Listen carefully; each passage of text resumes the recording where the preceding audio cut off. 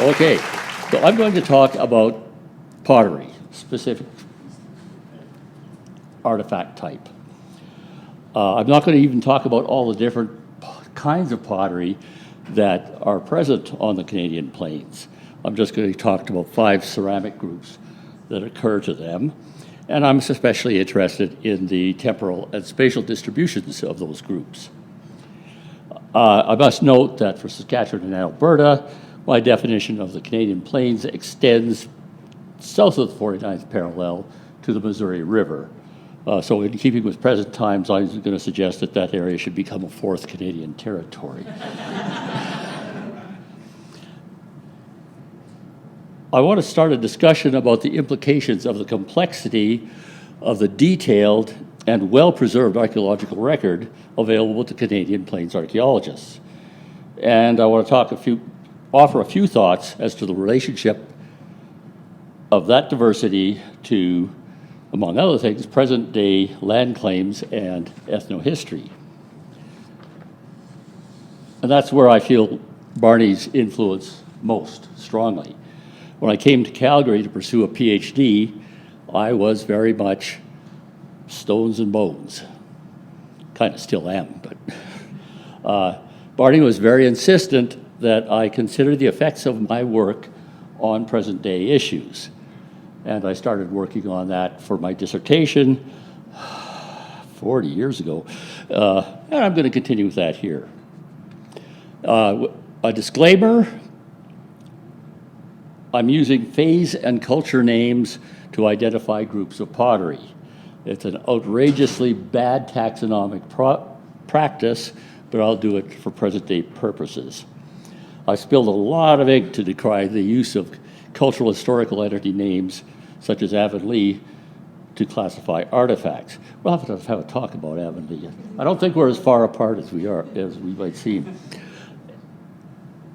I will be proposing a taxonomic approach using type variety, and I introduce a number of myriad type and variety names in an upcoming publication, but that's another story.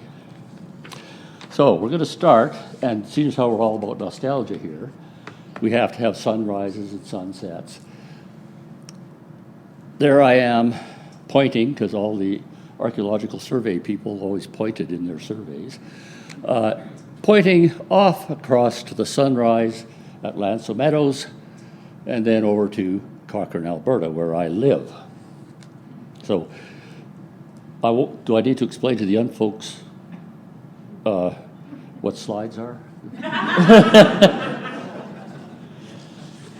So the first thing I'm going to talk about here is Etheridge ware, old women's pottery.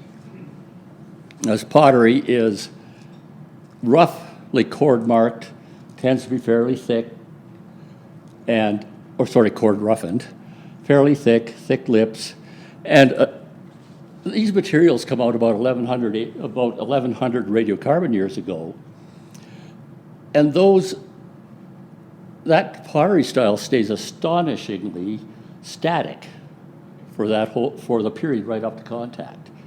It's really quite. Pottery is supposed to be changeable, and these folks didn't change much at all.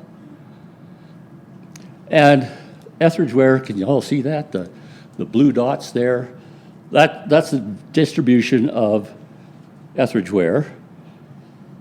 And the distribution and the general resemblance here to recorded Blackfoot territory is fairly solid. And just about everybody accepts the old women's phase, Etheridge ware, as Blackfoot. Now I'm going to move on to the Clooney complex. This is defined by Bill Byrne. This pottery is dentate stamped. You can see those rows on the top there made by toothed objects. I can't see it on this one. Let's move on to the next one. And there are square impressions on the body made from paddling the vessel with paddles made cross-cut. That everything I've seen has been bison spinous processes. Now we call this paddled, but Alice Alice Kehoe, some years ago, mentioned that she had seen traces of cord roughening underneath some of the paddling at Walter Felt. So it may be that these vessels were first built with the cord wrapping and then paddled. But they're quite distinctive from old women's materials. And again, these came right out of Cluny. And there's a distribution of Cluny complex ceramics. Now these ceramics with new dates first appear about 620 years ago, 620 radiocarbon years ago. So that means that for the last 400 years of the terminal precontact, Cluny ceramics and old women's ceramics overlap completely. Well, not quite completely, but very much so in territory. So this land is one way or another shared with one gun phase, which is what the Cluny ceramics represent. I had not talked much about the ethnicity of the Cluny complex folks, but they are similar to, they're not the same as Mortlach, but they're similar to Mortlach materials.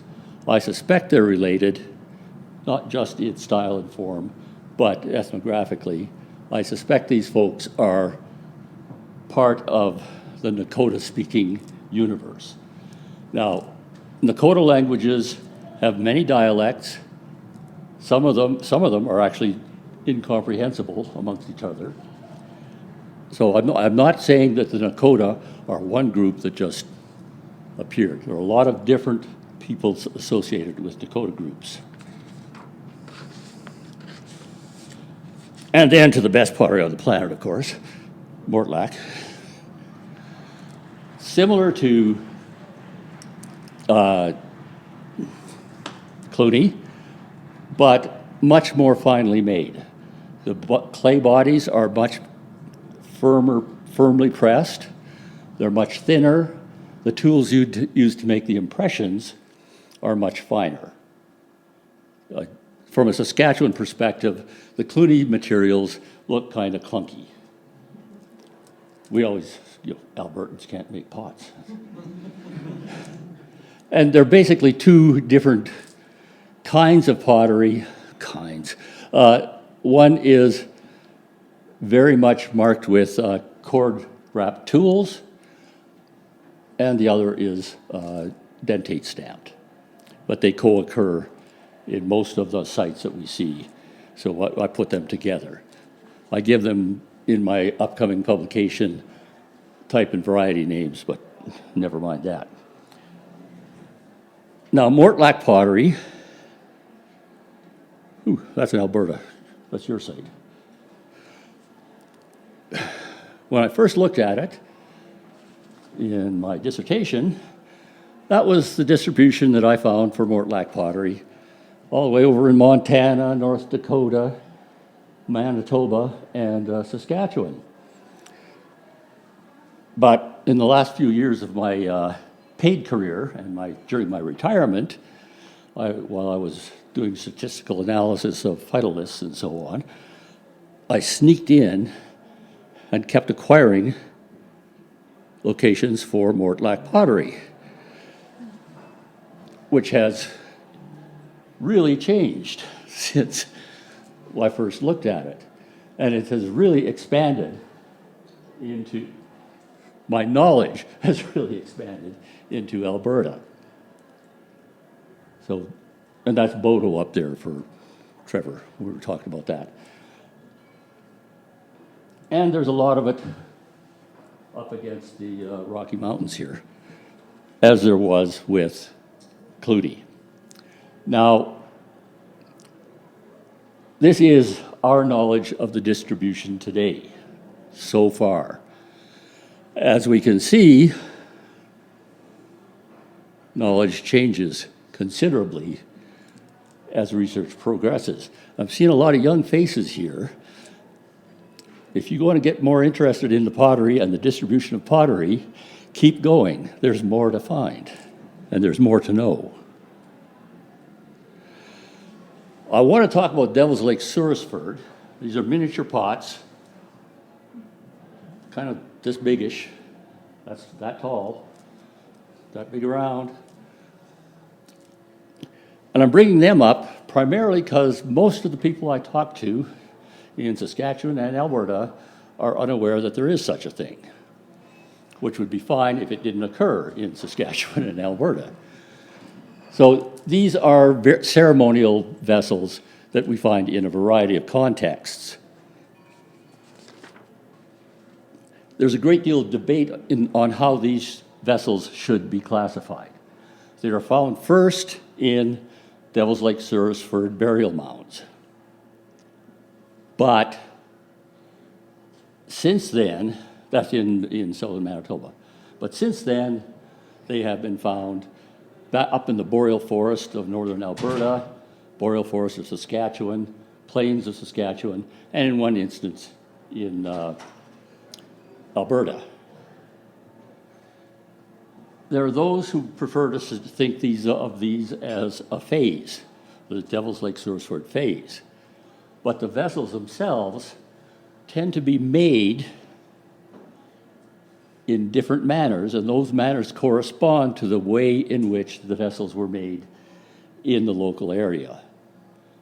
So it seems to me better to think of Devil's Lake Suresford as a tradition and not a phase, because it seems to cross-cut different pottery phases made in different societies, but for presumably similar reasons. These can be highly decorated. They're generally not very well made. They seem to be decorated, but they're kind of knocked off. So we've got a broken spear here. Spiral's fairly common with a point on the end. This from Hanley in between Regina and Saskatoon. Bit of red ochre on there. And this from the British Block Cairn in Alberta. So I don't have a lot to say about Devil's Lake Suresford. I just want to note that it's there, and I suspect that in a number of collections, it has not been recognized. So for those who are continuing studies, and it ain't going to be me, look for that stuff. This is a rough distribution of Devil's Lake Suresford. Now there's a lot more down here in the northeastern Plains Village area. And this, you see them up here, down here, up around, and the one in Alberta. So I think we need to suggest that this needs to be looked for. There's a strong influence out of the southeast. Strong woodland influence. Middle Missouri pottery in Saskatchewan is rare, but it's there.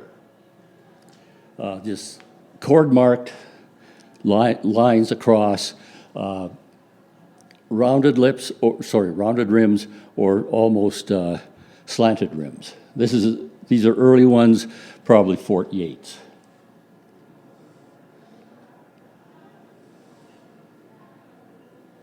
And there's this thing out of Alberta that I have no idea what that is. Are any Americans here who can? No? I'd like it to be Devil's Lake, a fine ware, but I don't know. But those are found where the purple stars are. We have a total of 5 finds, one of which was from an excavated site. You influence me a lot, you know.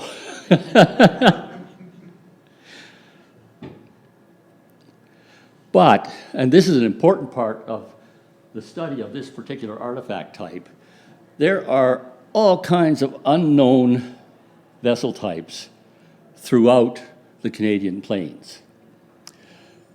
One could prefer to just jam them into existing categories, But that's terrible practice. I mean, infinitely expanding a typological category means it starts to lose its meaning. So these are just from the junction site. We did some work there, and we did identify a fair amount of pottery, but I have my very sophisticated, approach to these. So again, you young folks, there you go. I like the fingernail impressions in that one, but again, and these are from Saskatchewan. I don't know what those are.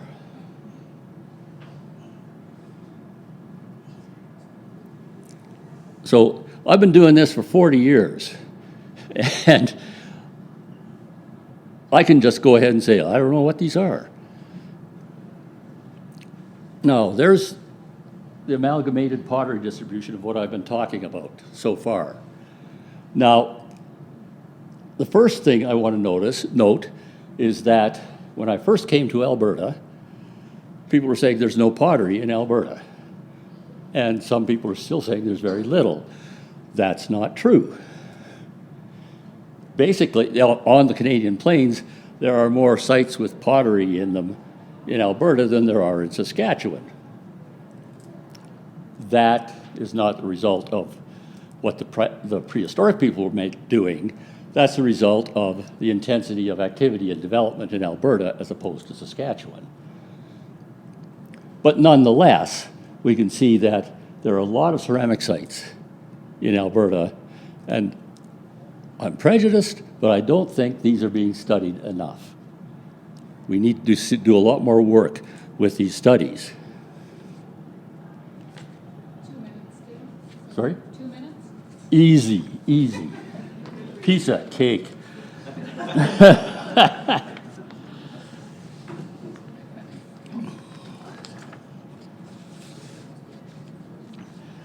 Now, in showing this, these are all from roughly 1,000 years ago to the end of the Terminal Precontact. All these different kinds of pottery. It strongly suggests there are a lot of overlapping cultures, and I strongly suspect ethnic cultures present at more or less the same time throughout these areas. Sorting out who was where, when, is not going to be quite as easy as perhaps many people would like. This is all Blackfoot territory, this is all Assiniboine territory. I don't think that's going to work. We need to have a much more subtle and skeptical approach to how we interpret the archaeological record. Now, with new to me, radiocarbon date processing, we can get pretty darn close to centuries here. So we should be able to get at least some rough idea of who was where, when, like that. But for now, I don't see anybody, at least as far as the pottery goes, dominating any one area here for that period of time. Now, this is not an ethnographic exercise. This is an archaeological exercise. But all the ethnohistoric and land claims issues are starting to depend on archaeological data. And it's very difficult, I think, to summarize those data into simplistic territorial boundaries.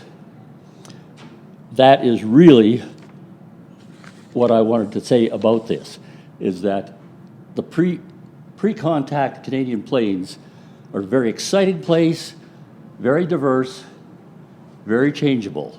And I think we really need to approach that record with that in mind.